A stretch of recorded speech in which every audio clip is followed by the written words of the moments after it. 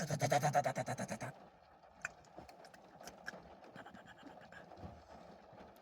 do it. So I don't know how YouTube algorithm bots work, and hopefully that little tidbit there doesn't get me flagged for the S word.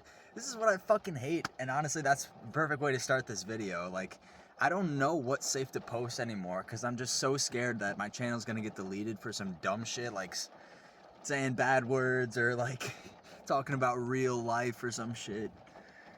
But it's time to cast those fears aside, and I've been meaning to get into some really good stories.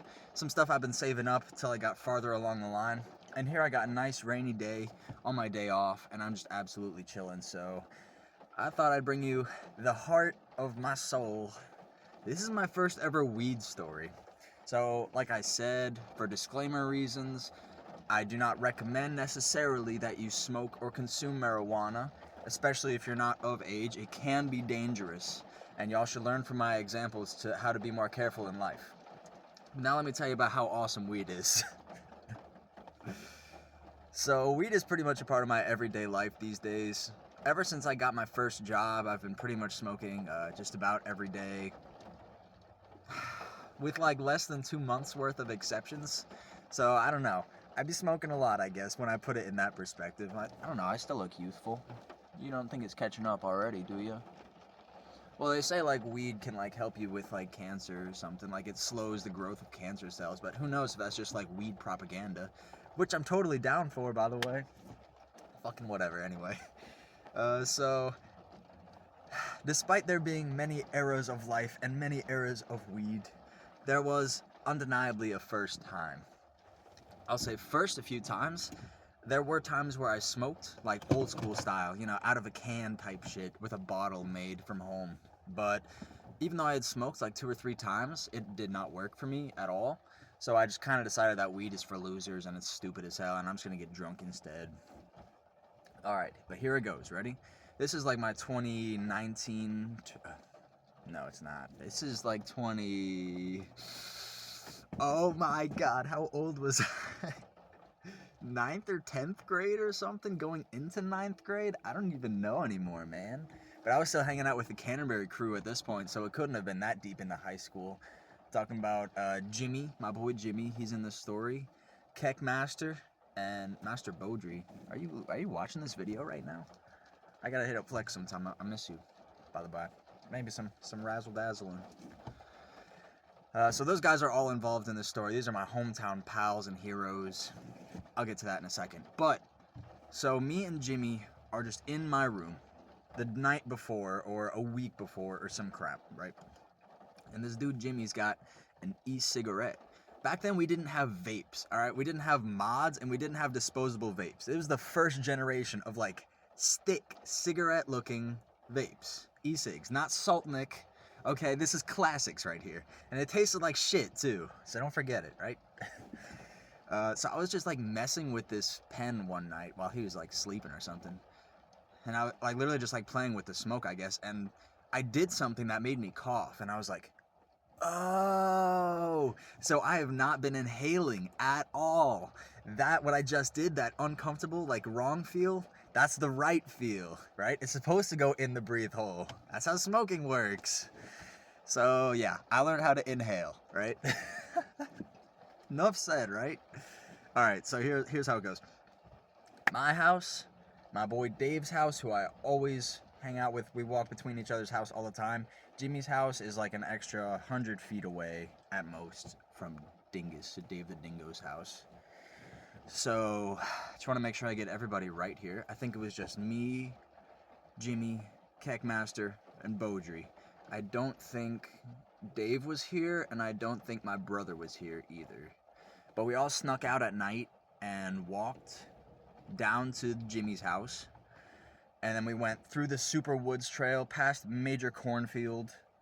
It's kind of a nice Canterbury thing, you know. Through the woods, through the cornfield, back into the woods, and then right next to the Quinnebog River, which runs by my favorite park in the world.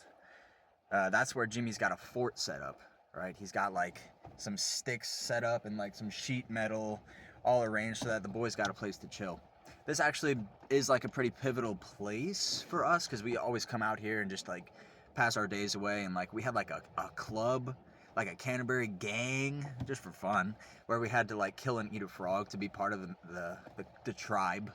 And we did on a different occasion. Caught and killed frogs, bullfrogs, massive fuckers. So yeah, I love this place. Anyway, that's where we were hanging out, right? Well, let's just get down to it, guys. Guys, if you don't smoke weed and you're like, you just see it on TV and in songs and stuff, you really have no idea what you're getting into. And the same is true, I can say, for my sister when she finally discovered that. It is not what you expect. And I fully would recommend a disclaimer to all first timers. Make sure you're in a safe place, somewhere where you don't have to hide the fact that you're high, somewhere where it's not dangerous that you're high, somewhere where you're not going to get lost, somewhere where you can just slip right into bed. Alright, that's my recommend. Are my eyes fucking tilted or something? Did I just blink one harder than the other? Or like, are my eyes actually like that always? Do you guys see that? Am I high right now? Anyway, disclaimers aside, so yeah, now that I've learned the inhale technique, I take my first proper inhales of weed. Get that first weed taste. Like, I feel like smoking weed in the past, it just like tasted and smelled different. I can't explain it. Like, it just had a specific taste. Maybe that's just from using dry pipes and smoking out of aluminum cans, but... Alright, here I go. The weed is in my system. What are the first things I notice? First thing I notice is that I'm looking around funny. Because it doesn't look like just, you know, your eyes track just normal shit. It's like my eyes go first, and then my head follows. Like I feel like it's like ratchety, clankety. Ratchet and clank, is that a thing? Am I fucked up? Okay, and then I start like geeking out a little bit because I don't know if you guys know the feed story, but like I always keep feeds on me because hydration is the most important thing in the world, and you don't know how bad you need water until you really do need it. But me, because later on I became a stoner, I realized Cottonmouth is a bitch, and I can't be leaving work every 5 minutes to go to the water fountain. That's how I started carrying these Fijis. But at this time I didn't know that, okay? It was just me experiencing Cottonmouth for the first time, and like feeling swallowing for the first time in my life.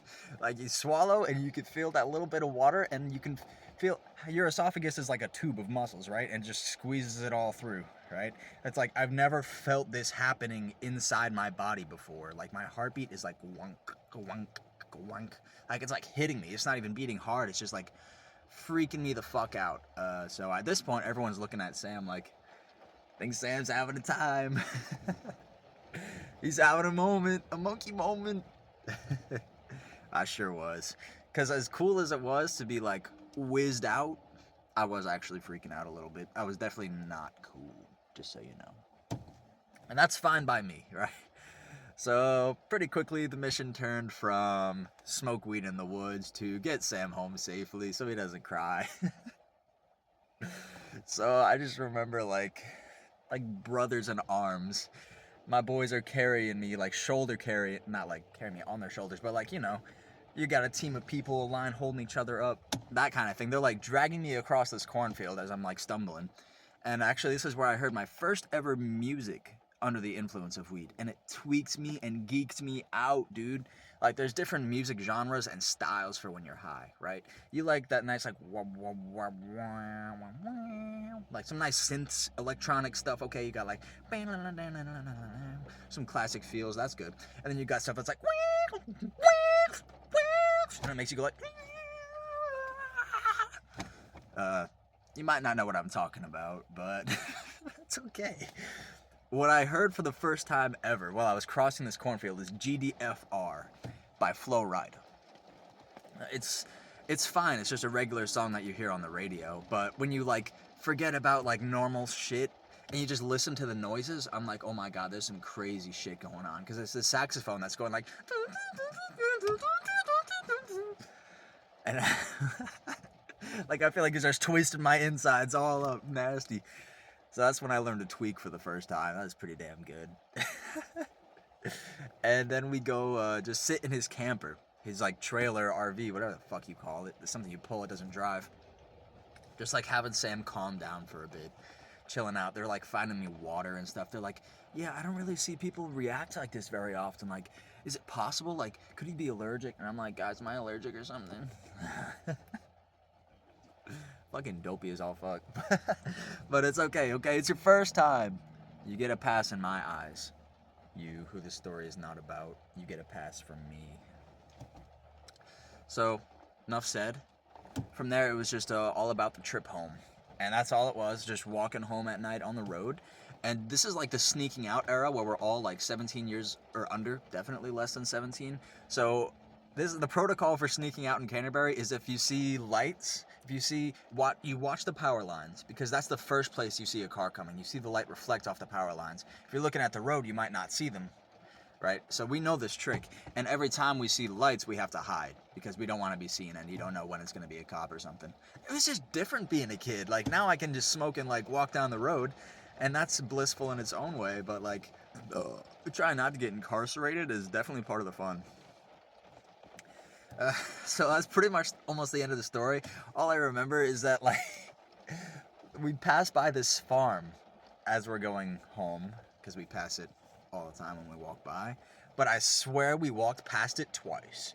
Like, went through, and it's probably just because I looked left and then waited and then looked left again, but like for me it felt like I walked it and then like glitched and then had to walk it again.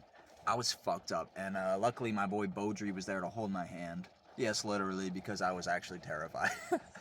he's got enough dignity to not feel weird about it at all, but Sam, what are you on, bro? What are you doing? So luckily I got some good friends who helped me get fucked up all the time, and they helped me get home safe. And that's what real friendship is all about, am I right? We're modern humans, this is what we do. But I think weed is pretty ancient, and despite every disclaimer I put throughout this video, I do recommend you explore it a bit, because it'll show you some crazy things. And this is actually just the like beginning story. This is my first time story while I got the energy for it, but there's actually catalogs, major library of further weed stories to come, and many different types of stories. So just wanted to share my first time ever with you guys, just so you know I was not cool at all. And make sure you inhale, all right? Because that makes all the difference in the world. Hey, if you're chilling, I'm chilling. If you're chilling, I'm chilling. Can I do that backwards? That's pretty good. All right, enough of that. I'll see you around.